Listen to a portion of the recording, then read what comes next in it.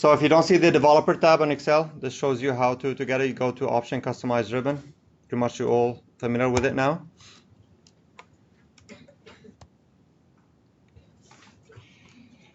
So as I mentioned before, you notice the Excel files with macro without macro have different extension, different file name.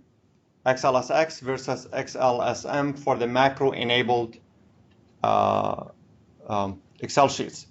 And the reason is macro actually could be the code you put there. If you load the file and you have the right access to your computer, you administrate your computer, you can cause some damage. You can delete files, you can install files from the internet.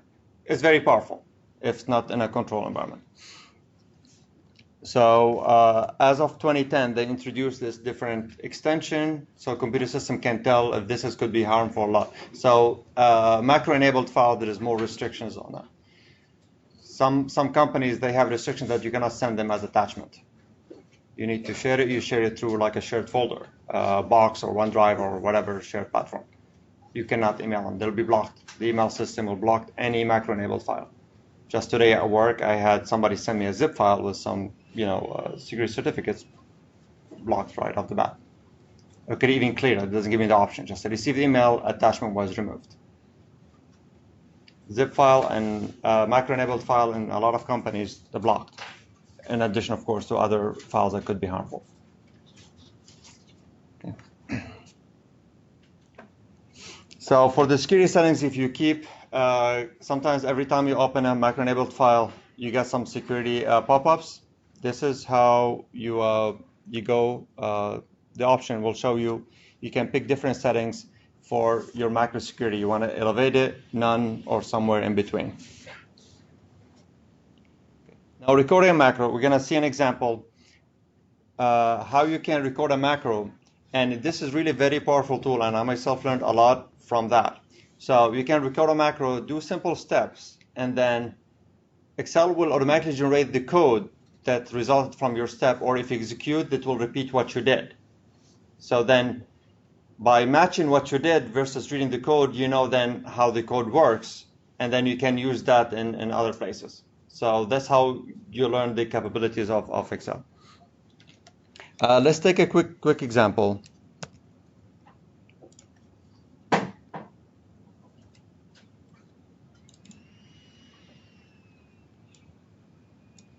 So if I type something here, could be something as simple as copy paste. So I go to developer, can simply record a macro, call it macro 1.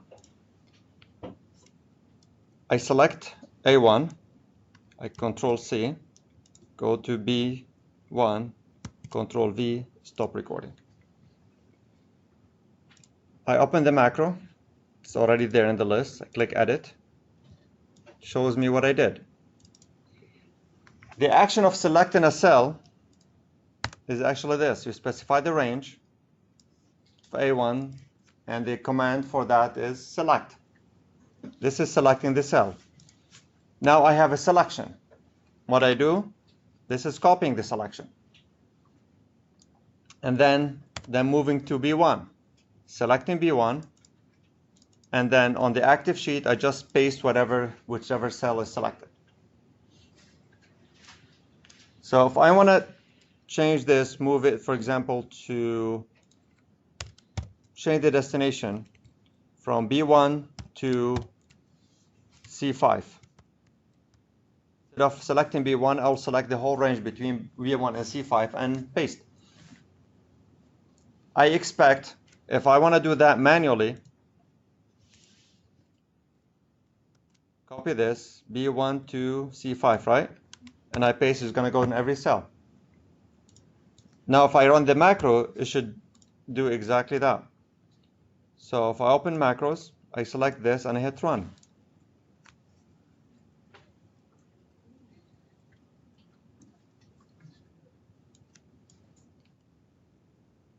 So in a bit, we're going to go over the structure of selection and range and these objects.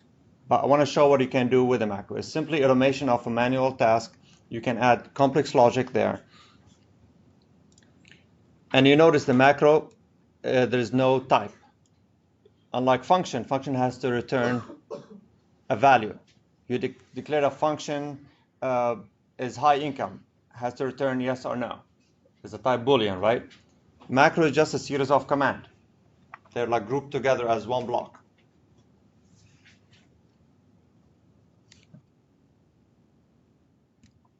So this is how you use the recording feature.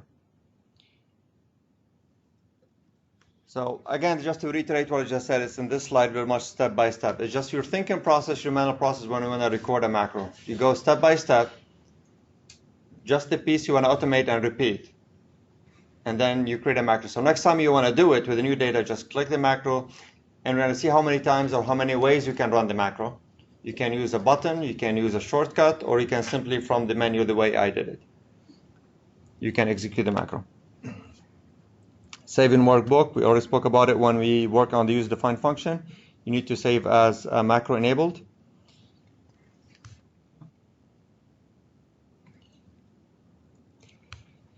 So let me give a quick intro on object-oriented, how we're going to work with different objects of Excel. In the user, when we work on functions, we don't really work much on like cells and ranges. We just use generic formulas and variables, which is great for that scope. Now we need to go a little bit beyond that. So I'm going to explain to you now, and especially if you've taken any other class in programming, this also applies to that.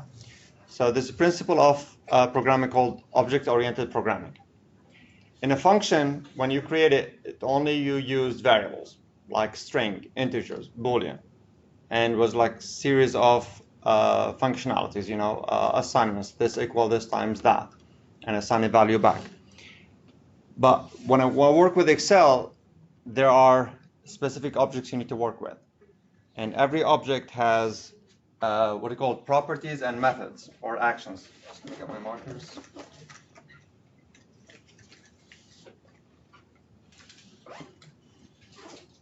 To give you an analogy from the real world, take for example an object called car, right? Car has properties, like what? Color. In this case, what's the type of color? It's text, right? Just keep it generic. Has, for example, weight. This is a number. And let's say this is decimal number.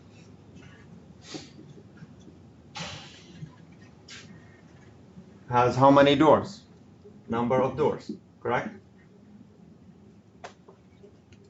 These are properties, so car is an object. So you can declare, for example, to differentiate one car from another, you can declare car 1. This is a pseudocode, it's not specific language, equal new car, right? And now I need to define these properties of that car. So it said car 1 color dot color is what? Color equal, let's say, blue. This means this is a property. I'm assigning a value to a property in an object. The color of car 1 is blue. Weight, same thing. Set car 1 dot weight equal 3,000. Whatever that unit is, as long as not tons. So then you might have an object within an object. So another object of property of the car is engine, right? But engine is not one thing. Engine by itself, it's an object. Engine has properties. For example, like fuel capacity, right? Is it 2 liters, 3 liters, 6, 7, whatever? Has number of cylinders. Has a type. Is a V shape or whatever. There's different types of type of fuel. correct? Has properties. So then the engine of the car will also, you need to define this, will be car1.engine.capacity, whatever. So this is how you go with the hierarchy. Same thing with Excel. So this is properties. So in terms of hierarchy of objects, Excel itself is what's referred here as application. That's the software. So every Excel file is a workbook. So the Excel file is a workbook. So when you have two Excel files open, these are two different workbooks. You can, using macro, you can access the other one file from another. Because now you have access to the workbook levels, you can specify which workbook you want to access. And each workbook constitutes of many sheets or worksheets. Right? So, and each worksheet has different properties. The one we're concerned is range or cells. I prefer to use range because in range you can use the cell name, like B1 or C3. Versus you use the cells object, you have to specify the index of the row and the column. So this is the hierarchy of the objects in Excel. And each one has properties, just like in this model. Let's take a quick check. So if you notice here, even though we named this sheet 1, let's rename it. So show you how to access that. There's different ways to do it. Let's rename this main sheet, right? You notice the name changed here. The first one that's not between parentheses, this is the ID of your worksheet. This doesn't change. The moment you create the worksheet, it's there. So if you create a new one, now you have sheet 2. If you delete it and you create a new one, now that's sheet 3. Sheet 2 is gone. It's unique to that file. So the way you can access, let's say when I create a macro that's running on main sheet and I need to access a value in a cell in another sheet, I cannot just say range A1. I have to specify that this is range in the other sheet. So I go one level up. So I say sheet 3. Now I specify range B1 dot select.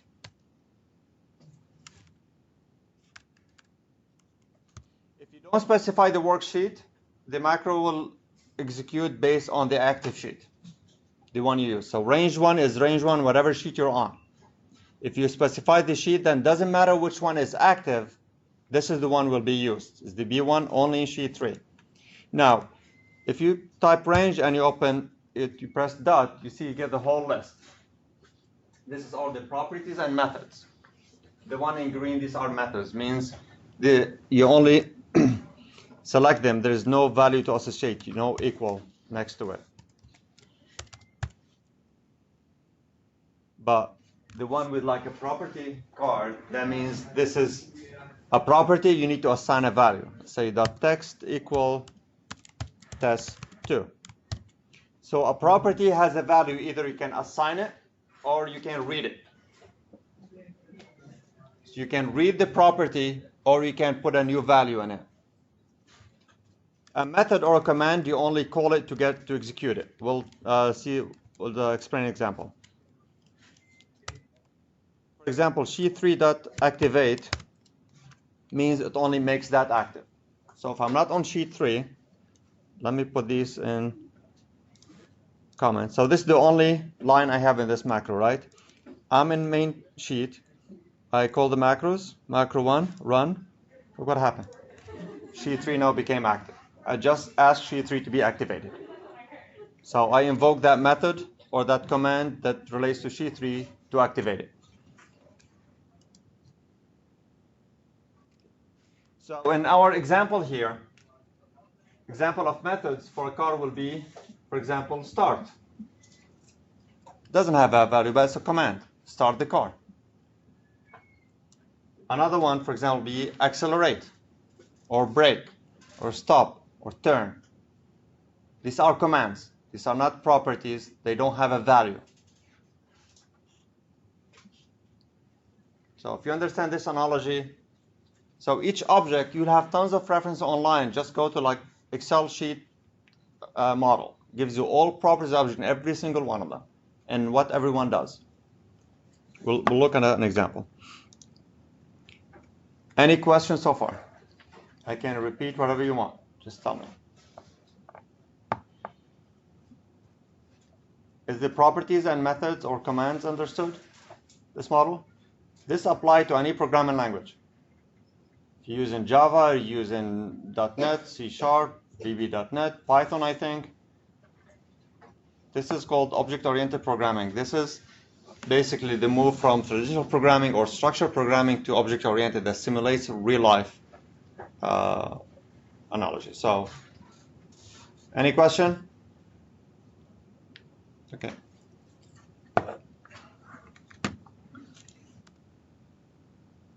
Here. So again, as you see, actually, this is just as part of the tree. The actual tree that for Excel object is like huge. But the one highlighted in red, this is really the one we're going to use, or this can concern us. But if you want to go beyond that, it's a whole world for it. And by the way, the same structure also apply to any other Microsoft Office product. That same VBA, you know, you can do VBA in Word and in PowerPoint as well. You can automate a lot. I had an assignment, actually, a 0-credit assignment a while ago here at school. Professor, it's a personal thing for him, had a long document, like 1,500 pages. He wants to do some cleanup on it. And it's like in 2 languages. So I had to create a macro basically to go paragraph by paragraph, detect whatever there is like 2 paragraph lines, clean that up, do alignment. It ran like for like 20 minutes, but I cleaned the whole thing up, 1,500 pages. Took me 5 hours to create it, but yeah, it works. So even in Word, you can do a lot of automation. It's the exact same principle. Even you can, in Excel, open Word document, get some data, and put it back in Excel. If you want to go that far. Which I don't think there is any need for that, but just show you how interlinked they are. So this is universal, powerful tool. Okay. Yes? What is the difference between the macro and a VBA? Okay, VBA is the language. So it's Visual Basic for Application, which is a subset of another programming language called Visual Basic. Okay. So back in the days, in late 70s, 80s, Basic, that's the name of the language, was very common. Visual Basic, this is when Windows came up, I think came out late 80s and 90s, then it became a little bit more sophisticated, but the baseline syntax was the same. Any of you guys use DOS by any chance? Long time. Okay, so in DOS, you remember on a command line, this one, you use Open Computer, there's nothing there, just black screen and a command line. So the programming interface for that, you just type in basic and like a blue screen will open and you just type in your command and you run it. So that's the base of this. And then this evolved to Visual Basic. And then for Office specifically, subset of that language was dedicated for Office called Visual Basic for Application. That's the name VBA. And then Visual Basic itself evolved into now what's called part of .NET Framework. So C#, VB.NET, even Fortran.NET, it's all part of the same huge set of technologies. So, but this is a beast is still alive. Even the code is the same that people used back late 90s. But now it evolved, they added more, but still backward compatible. If you get a macro from like the 90s running here, it will run. Okay. Any other question? Yes, I think. Yes. Okay. Let's take some examples of.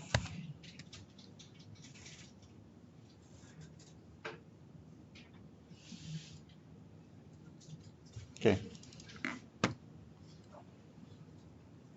So this is how we're going to copy between. The example of copying between sheets. So we have a list of incomes. Hold on, I think I have a couple of hidden columns here. Ah, that's the one we used before. That's fine. We don't need those. So we'll show you how you're going to use a button to invoke a macro. So you don't have always to go to developer and go to the macros and select one. So let's see. We'll do it from scratch. Hold on. Delete. Let's look at the macro first and try to understand what it does.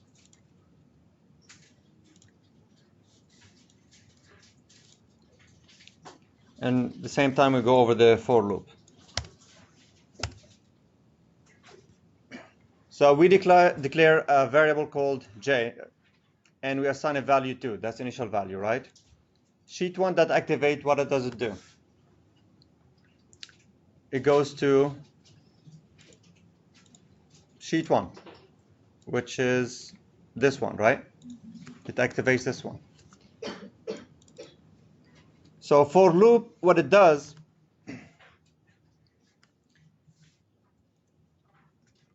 this highlighted value for I equals 2 to 15,000 between for I and next I means, sorry, for every iteration, the value of I will increase 1. Starting with 2, it will do this. Is I 15,000? No. Then we'll add 1. Now I is 3. And does it again. And again and again until I reaches 15,000 or 150,000 in this case. So which is almost, we'll do it almost 150,000 minus 2. And we'll do this. Whatever between these two lines will be repeated as many times you specify here. In our case, we don't need 150,000. I think 15 is enough. So if you notice here, the values of I go between 2 to 15. These are the values of the rows. The data goes between row 2 and row 15. So I want the value of I to change between 2 and 15 and serve as the index of the row I'm working at every time. Do you guys get that? By changing the value of I between 2 to 15, that's the range of the data I'm working on. So for every row, that's this one I'm checking. On every value, I check if the value higher than 50,000, then I need to copy to the second sheet.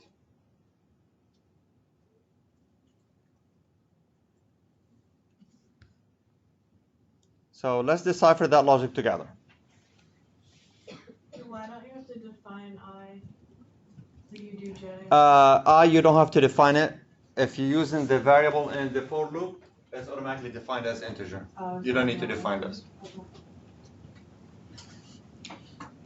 So this is called the counter. You don't need to declare the counter. As long as you're not using it, you cannot declare I using for something else at the same time using for the for loop. Okay. So for every item, for every row, I check. So what's the range of my data is in the A column, correct? The initial value of I is what? 2. So this will translate to what? A2. So if range A2, if the value of range A2 is higher than 50,000, then do what? Then sheet 2, range AJ, what's the value of J? Also 2. So I have two indexes, one of the source, one of the destination.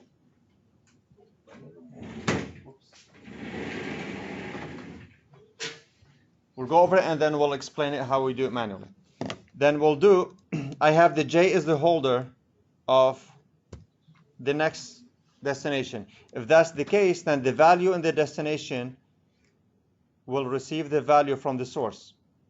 The value of A2 in sheet 2 will be the value of A2 in sheet 1. And then what I do with J, if there is a match, I increase it by 1. J equals J plus 1. Now J is 3. Can you substitute J with I? No, because these two different indexes, we'll explain it in a minute. So if this condition is not true, what happens? This will not be executed. We'll go straight to if and then to the next I. Next I means what? Check the next value, next row, until you hit the row 15, and then you're done. So let's think about it, how we're going to do it manually. If you have this list on a piece of paper, and somebody tells you go through every value and every one you see higher than 50,000, copy to the next paper. So you'll have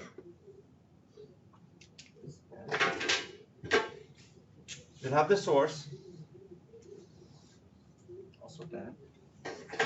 Where's mine? Oh, here it is. So you have the source list, right? This is the source. And this is the destination.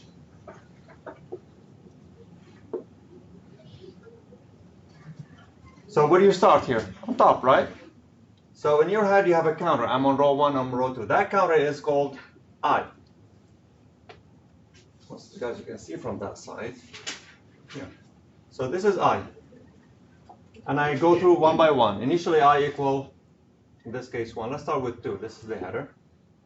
And I check if this is greater than 50,000.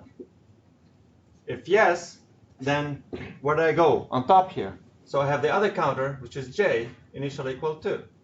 Then this will move here. And then the next one for j what?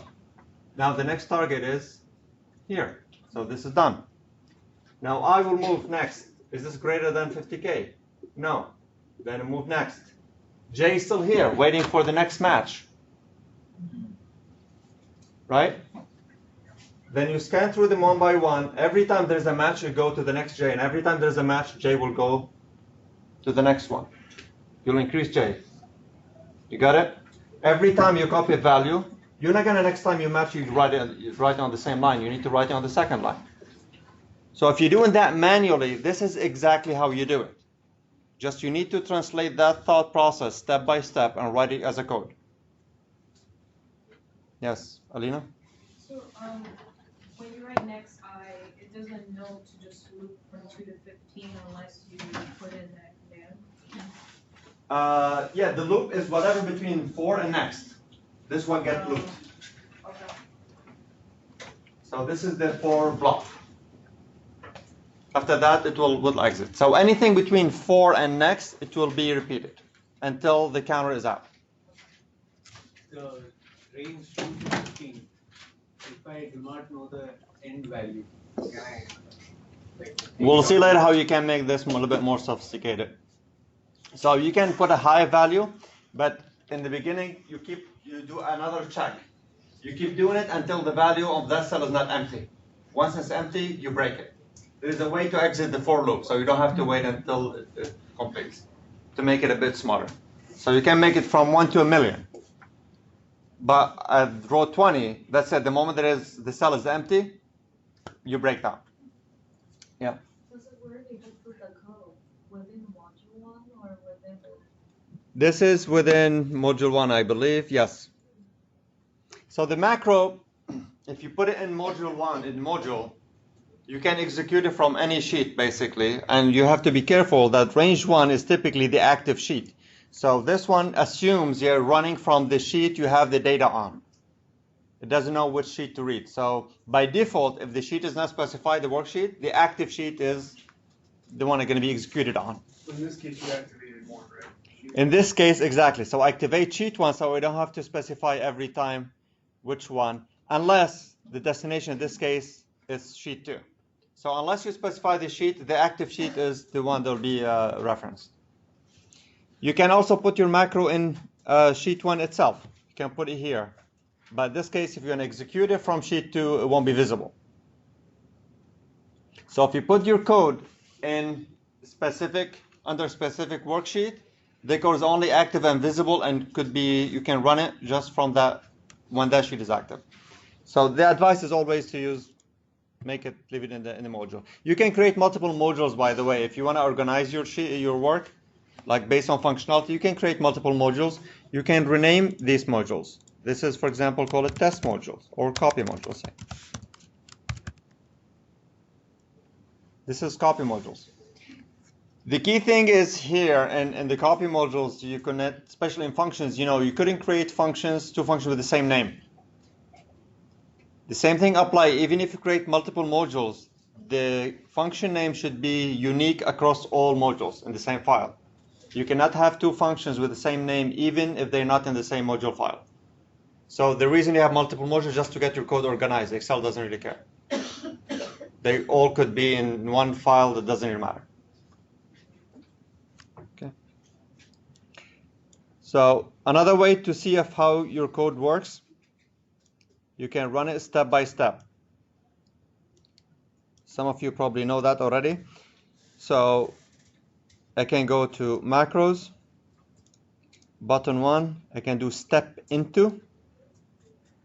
So this tells me what's getting executed right now. And the way you can do it is, let me see, debug. You select right click, you select the debug menu here. So this is your debug item. So this is step into or F5. I don't recommend using the button of F8, just use the F8 button. So F8, basically you order Excel, okay, execute the highlighted line and move to the next one. So press F8, now let's move to J. Now J equal to is done. Now J, I put the mouse over, it gives me the value in it. Now there's 2 in J. Before I click that one, let me move to sheet 2. So if I go here, you look at the Excel sheet in the background. So I execute this one, F8. You notice sheet 1 got activated. Now, for I equal 2 to 15, I start. I equal 2. Now this is the initial value. And this will tell me range AI now has 728,000 in it, right? You can see it there. So this is what's in value at this point because AI is actually A2. Is it greater than 50,000? You check F8. That means yes, it went through the if block, right? So what happened then? Range of A2 in sheet 2 will receive the value of the current cell. We can check here. It's empty, right? If we execute this, F8, let's check here. Yep. Let me go back. And then J equal initially 2. Now what's the next destination? Has to be 3, correct? So F8. Now J equal 3. And we move on. So next I, now I equal what? 3. Is it greater than, oh, I'm in the wrong sheet, see? That's what happened when you mess with it when it's running. 102, actually it's 500,000, not 50,000. Is it greater? No. It skips it, it moves on. What happened to J? Nothing, still 3. What happened to I? I is now 4, and the value is 542. Is it greater? Then it copies it, push J by 1, and moves on. And if you don't want to keep doing F8, just to let it go, either F5 or you click the run or the continue button. So click F5, it runs, and then what happens at the end, the last command, to activate sheet 2, to take you to the result sheet.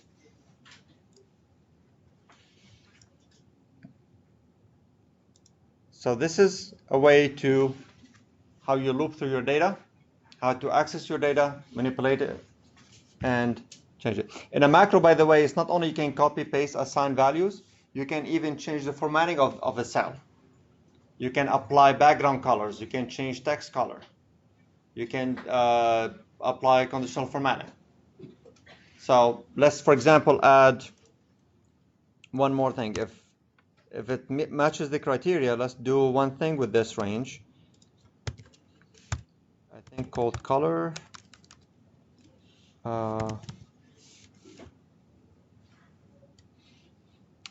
What's the property for colors?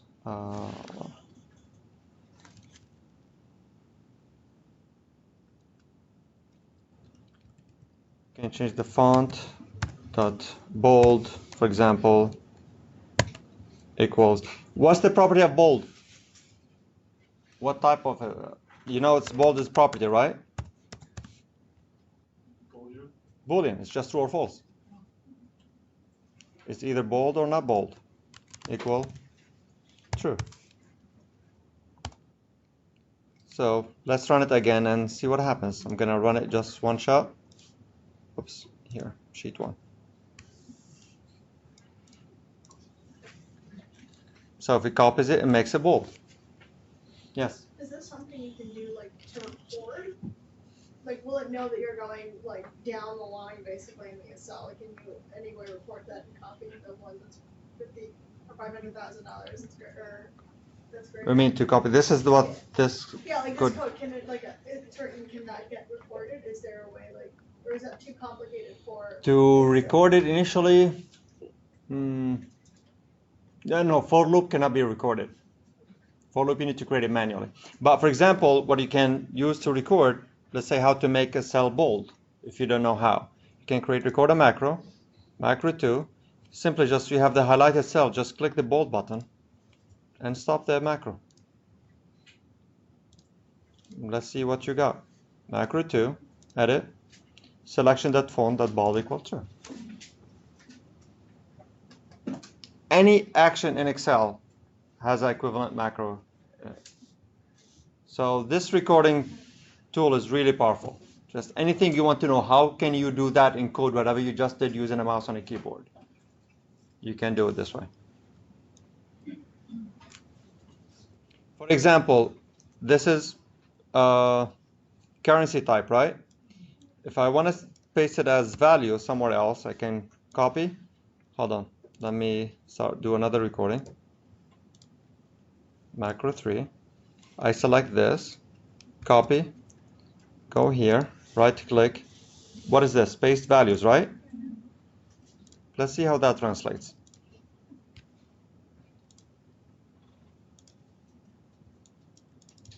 I select a range,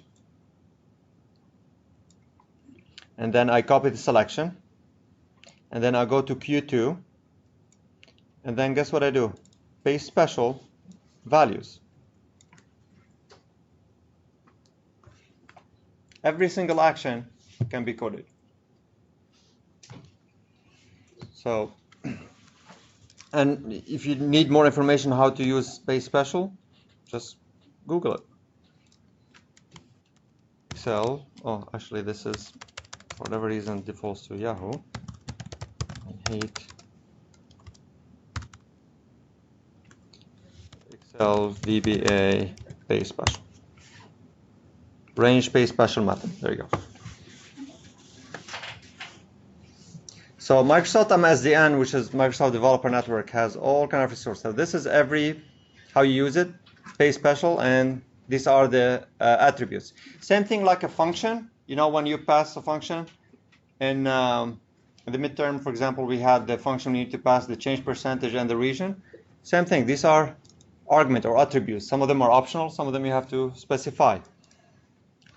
So you need to. So this will tell you if this is required or optional. Pretty much they're all optional. By default, if you don't specify any attributes, it's just like Control-C, Control-V, copy-paste. The attributes when you do paste special. Basically, you need it's a value, it's a formulas, it's a pivot. So this will show you examples, and will tell you about these arguments, how to use this method.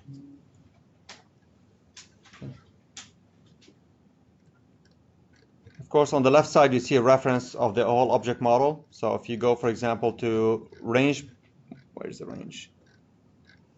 See how many objects there is in Excel? Here you go, range object.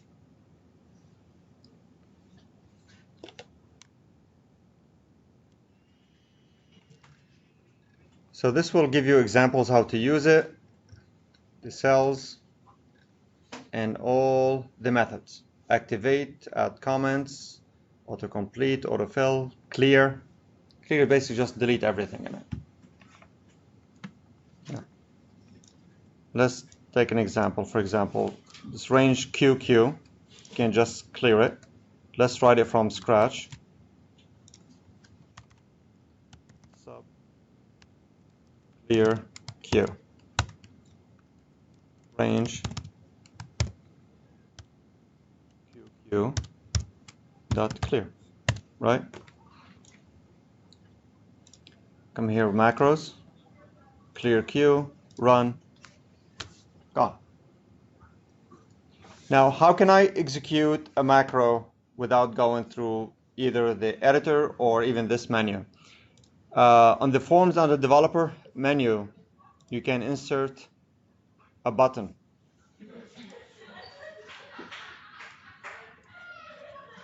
And you assign either, you create a new macro assigned to that button or select an existing one. I'm going to select an existing one, go clear queue and hit OK. And I put the cursor here, I can run it, clear column Q. So if I have any values in column Q, I can simply click the button. Oh, it's gone.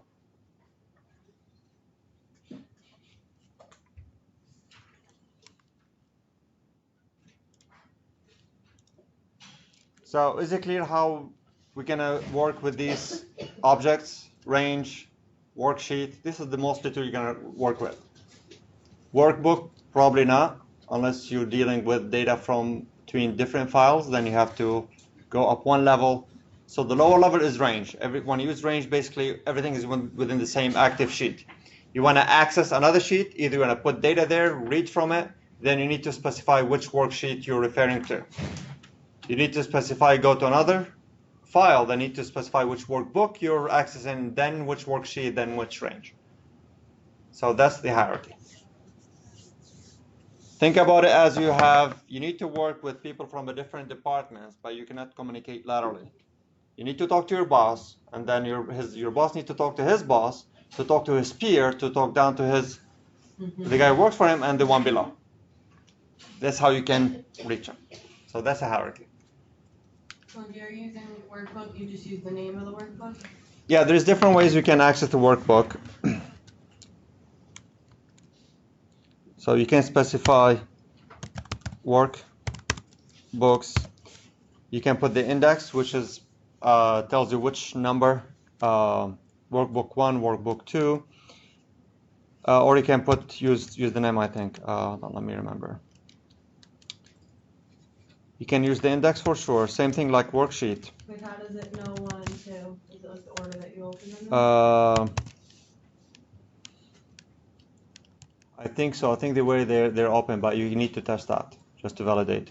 Same thing with worksheet. You can specify worksheets with the index, or simply for this one just use sheet 1 or sheet 2, which is the ID, which you cannot change. Later on, I'm going to show you how I use this functionality to consolidate timesheets. Yes. So with the workbooks, like if you have another workbook open at the same time, you see like the name over. You'll see the name here. For example, I have two. I have book 1 and copy between sheets. So we would be inputting that copy between sheets. As Yes. As the name. You can use that as the name. Yeah, the whole file name. I'll show you later a macro. Actually, I'll share it with you how last year I was managing a project with, at some point I had like 15 people. So every week I need to go through approval of timesheets and consolidate timesheets. So I had a code that creates a template. I have the template in the same file. It will take that sheet for everyone and save it as a separate file under their name and their folder. So every Monday I click one button, the timesheet for that week will be generated for that person's name, pre-filled with most of his basic data, his name, the project, and goes to his own folder on SharePoint. So he just needs to go and fill it. At the end of the week, I need to collect those back. So I have another macro basically will collect these files, put them in one folder, and then the code will run through every single file in that folder, collect the data, copy a specific range, and put it back in one master repository. And from there, I run my pivot table, see, because what I asked him to do, for example, for everyone, like every day, he spent, let's say, 3 hours meeting, 2 hours document review, 5 hours development, 6 hours design, whatever. So the task is broken out. So at the end of the day, I can tell overall in a month how much time collectively we spent on a specific activity, how much time we spent meeting, how much time we spent bug fixes, user testing, all that. and they hated it because nobody wants to report time and documentation. It's not like because it's in Excel. Usually people hate just filling paper. Yeah, Lena. So if you change the name of sheet, any of the sheets, have to be referenced? You can't. Oh, This is what I was explaining. You can change the name between parentheses. You can change this. right, This doesn't change. okay. So when you reference sheet 1, you're actually referencing this ID. So you have to keep track of like what sheet. Which sheet 1? Yeah, but this is now the name matches here. Oh, I see, right. So you know sheet 1 is main form and so on. So, and if you delete it, you create a new one, then it'll be the number will increase. So if you delete, I just showed sheet 2, that's it, that's gone for good. So if you have any code referencing sheet 2, it's broken. Yes, you had a question? Professor, can you give it a location from where the file can be accessed? And what it can be accessed, like mention the folder location? Yes, you can do a lot of actually file operations in a VBA. So anything you can do in Windows Explorer, or like you need delete, you can copy file, you can rename the file, you can delete it. If you want to access a file from a specific folder from a location? Yes, we can specify the whole folder. So from a macro, you can open another file. Okay, that's what I'm saying is very powerful. That's why there is a lot of restrictions, because if you're running the wrong macro, it can be a problem.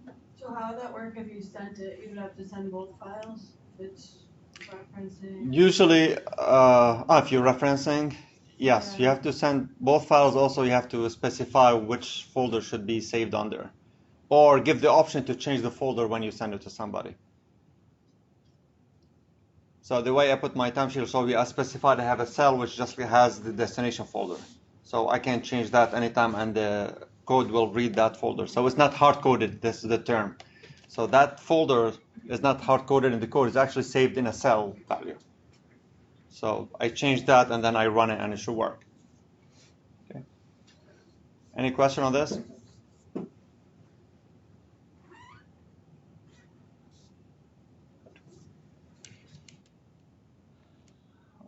Okay.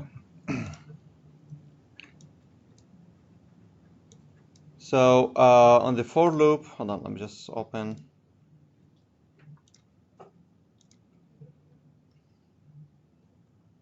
Okay. Let me introduce you to the lovely message box. So if you have like a long macro and you want to check at some point what's the value of this, what's the value of that, or you want Excel to stop at some point before it proceeds to check. Just like this message I'm getting here, this is called a message box. You can, at any point in your code, invoke a message box and display any message you want, including static text or values of specific objects. And you can also have control on the buttons. Do you want it to be yes, no? Do you want it to be just okay only? And if it's yes, no, actually, you can even check which button the user clicked. If it's no, do this. If yes, do that. You can specify just okay button, just a warning, don't do anything. Read the message and click okay, and it will continue. Okay. So if we go back to our copy macro, let's say every time there is a match, the object we use is called message box. So again, the trick, if you don't want to complete the word MSG, hit Control Enter, it will complete it. And if there is more than one option, it will give you an option. So message box, simply you put, and see, it gives you the format, the prompt, which is the text message. What message do you want to display? And what does it mean when this attribute is between square brackets? It's optional. So the minimum, you only need to provide the text. So here we'll say copied, row. How we concatenate? How do we concatenate? Ampersand. We want to specify the row, the source, which is I, correct? And another one, 2, what's the destination? J, correct? Or let's keep it simple, just one by one. Copied row, I. So every time there is a match, it will tell you which one. So let's try it. Let's create a button assigned to this one. And this will be, I think, button one click. Copy greater than 500K.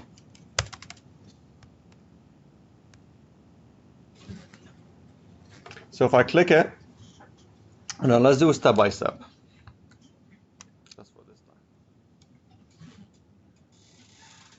So F8, I don't have to start from there. I can just put click the mouse anywhere here and press F8. It will do a step enter. So start execution line by line. So the first value is greater than 500,000, yes. So this is the message you got. Copy row 2. Click OK. Now it continues. Row 3, no. Row 4, yes. Copied row 4. So if I press continue, copied row 5, row 7, row 9, row 13, and row 15. And you can use that to test your progress. Once you don't need it, you can just comment it out. We all know how to comment out right now. Just add the single quote in front of any line. Excel will ignore it. And you notice it turns green. So this is for your note only. So Excel will ignore that. Now if I run it again, I don't get those messages anymore. Another option with the message box, I want to add more values. So buttons, you can create, by default, it's OK. Well, this is the value called VB OK only, just one OK button. It can be OK cancel, could be yes, no.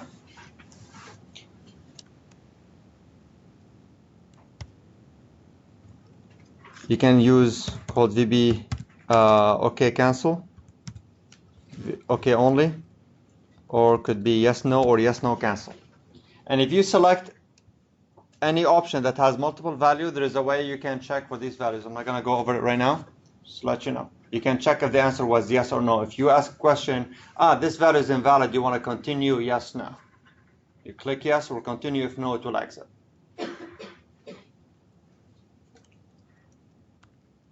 So by default is OK only.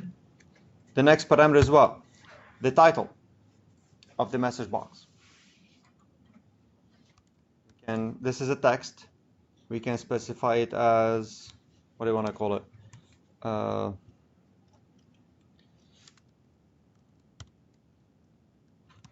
Copy message. So let's try it. See what copy message up here?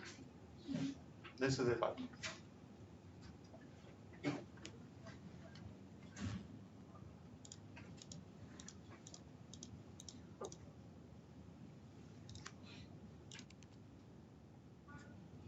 There you go for document. Yeah, I'll clean that up later.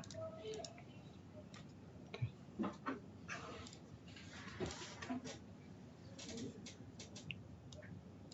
Any question on these?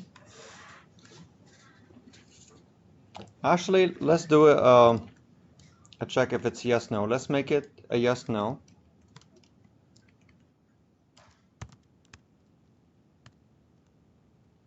So what you say is, if message box, the whole thing, equals, actually no need for that.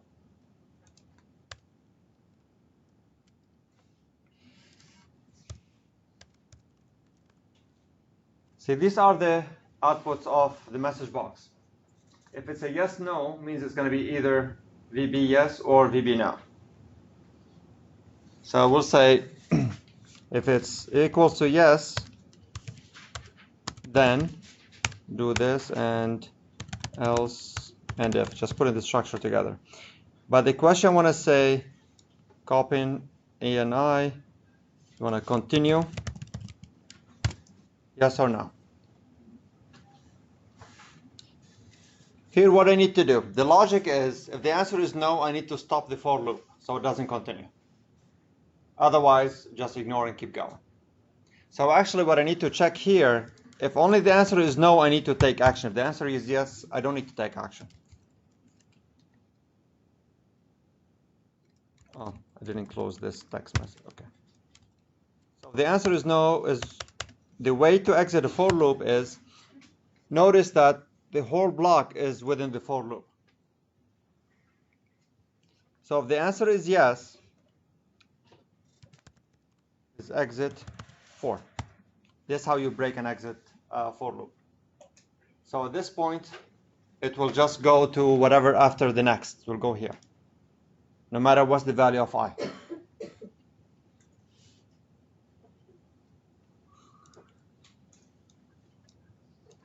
So let's test this with step by step.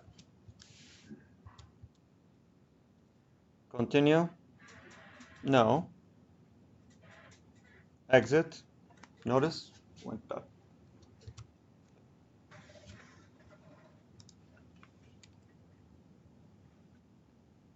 Let's make it a little bit more sophisticated. You notice we already have, sometimes if you run it twice, you have the values from the previous try, right? Ideally, what do you want to do at the destination? You want to clear this, correct? Before you start copying. This is the destination, this is sheet 2. So before you start, you clear the whole range A. What's the command? Clear. But we need to put the header back, which is this one.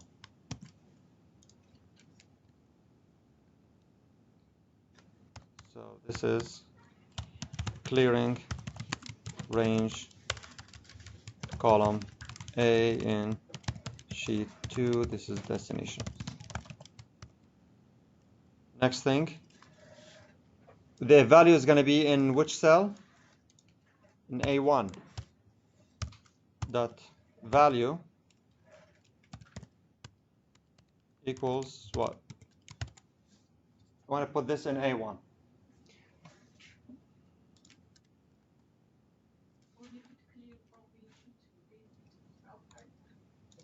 Which one? Or you could clear this only from 8 to 12 instead of... Yeah, but I don't know if it's 12 or 100 or 1,000. So I'll just clear the whole column and put that header back.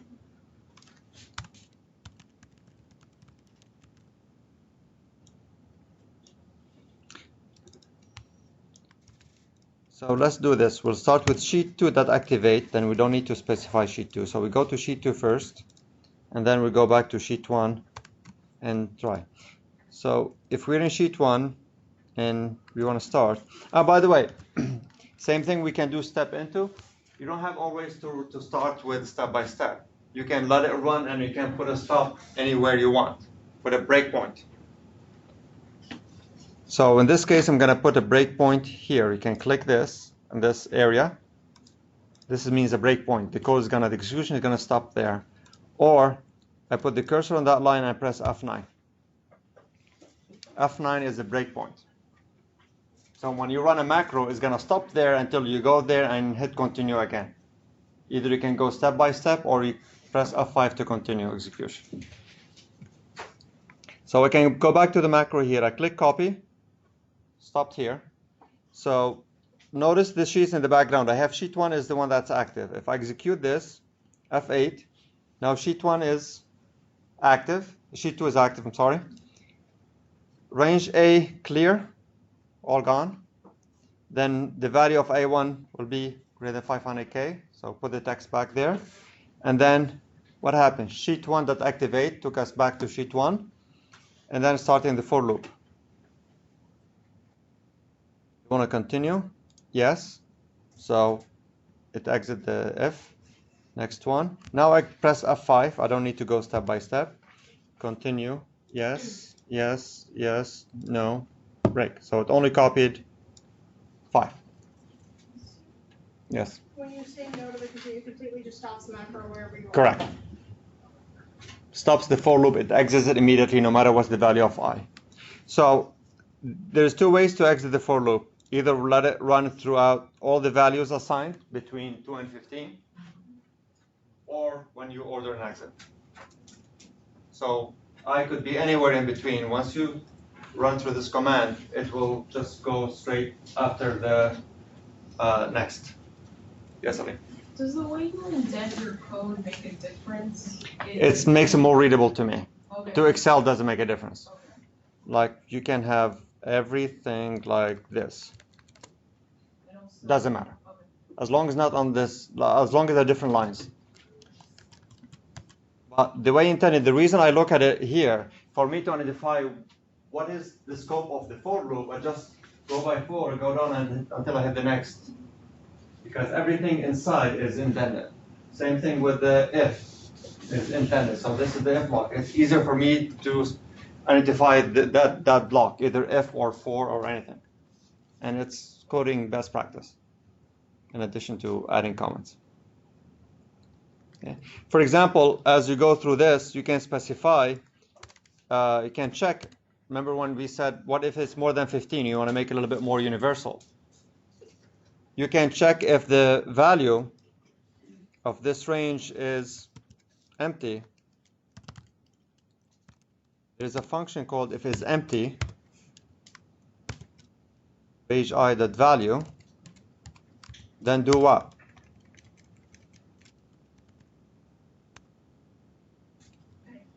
Hold on, I need to close it.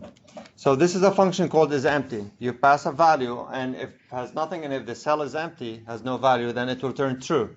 So if that's true, do what? Then just exit 4. You notice there is no end if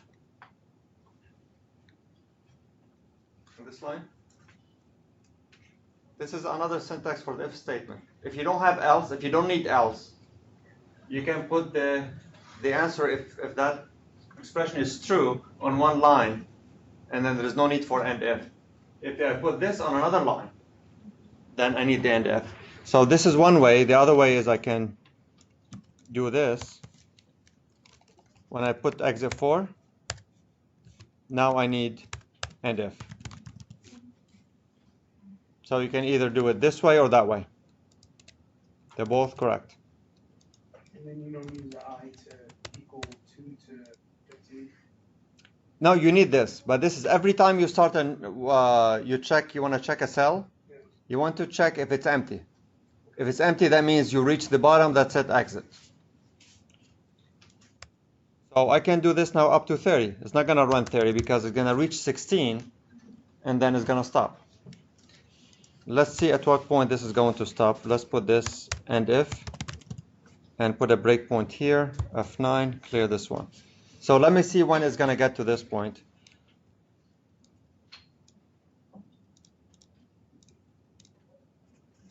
Oh,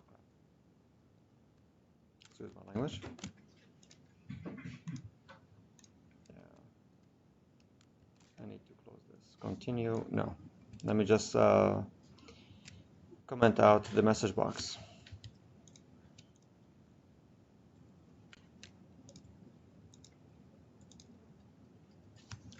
What do you think the value of I is?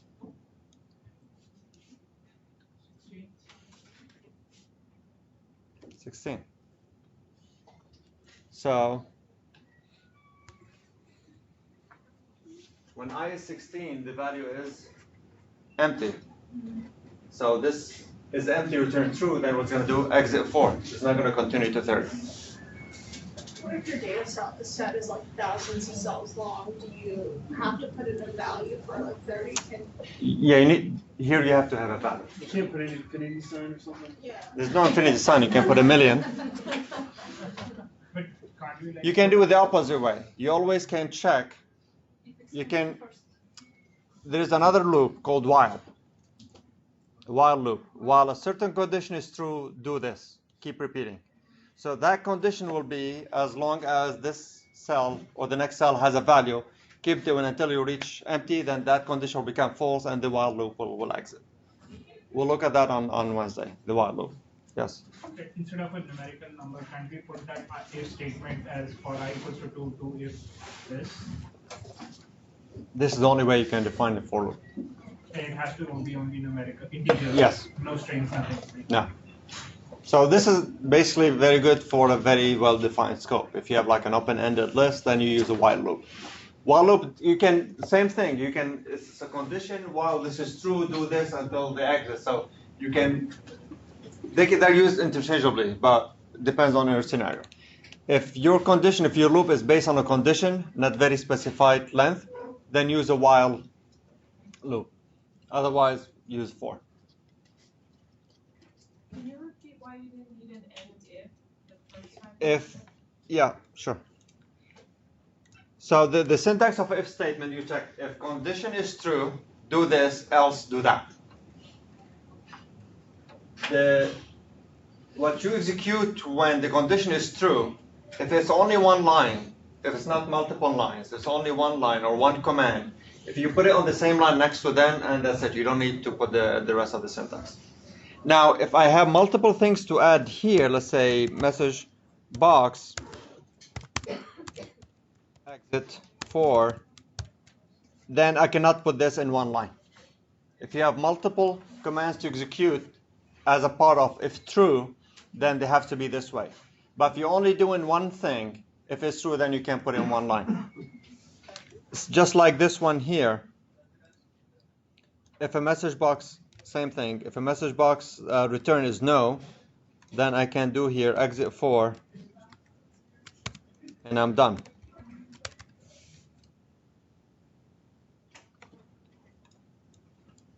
So I'm gonna leave it here as an example of how you can do it different way. Okay. So we're out of time. Stop the recording.